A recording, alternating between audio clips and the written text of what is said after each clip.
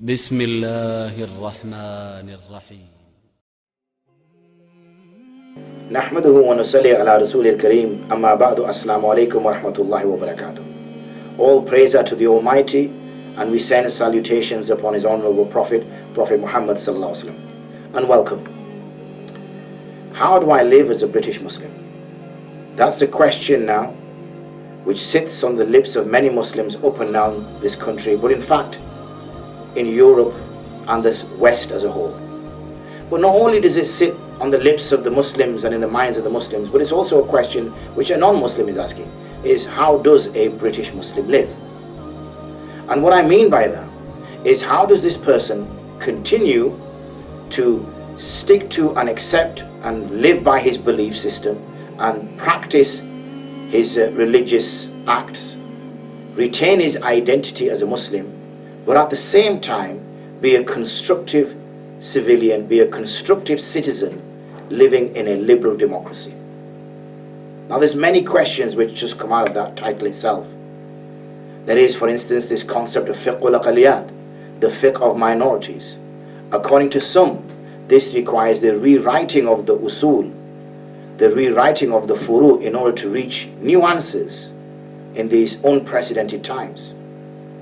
But there's also this Wifaqul which sits under a normal chapter, Kitabun Nawazil, where new occurrences, new situations brought about through the application of the original usul, new answers in these different contexts. With respect to how do I live as a British Muslim, I will be delivering a lecture, inshaAllah ta'ala, at Masjid-e-Umar in Walthamstow. It will be on the 29th of April 2017, between 6:30 p.m. and 8:30 p.m. And this is open to everybody. This is open, obviously, in the setting of a masjid. It's open to Muslims, but it's also open to non-Muslims, whatever belief systems they have. It will hopefully be an eye-opener of a lecture to hopefully demonstrate that traditional Islam, as carried out and portrayed by the Hanafi school of law, clearly gives an identity to the Muslim to continue to adhere to his belief system, to continue to adhere to his practices and his identity, and maintain his identity, but at the same time be a constructive citizen of a liberal democracy, in this case Britain. I hope you can join me. Don't forget the time and the date. Hopefully details will be somewhere whizzing around next to my head, or will follow this short video. I hope to see you there. Assalamu alaikum wa rahmatullahi wa barakatuh.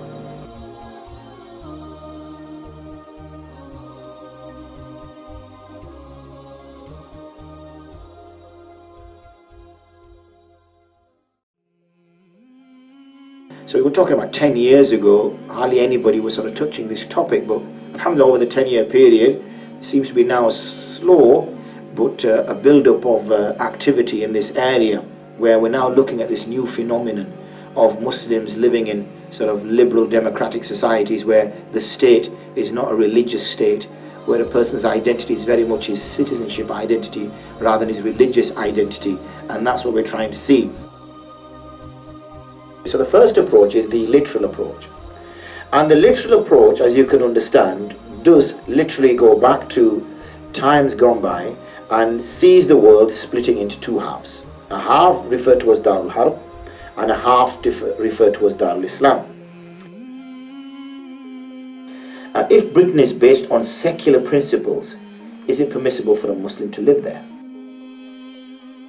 How do I continue to remain true to my faith and at the same time, in the absence of a Muslim government, whether that be in a Western country or a Muslim country, how can I continue to practice and remain true to my identity in those circumstances?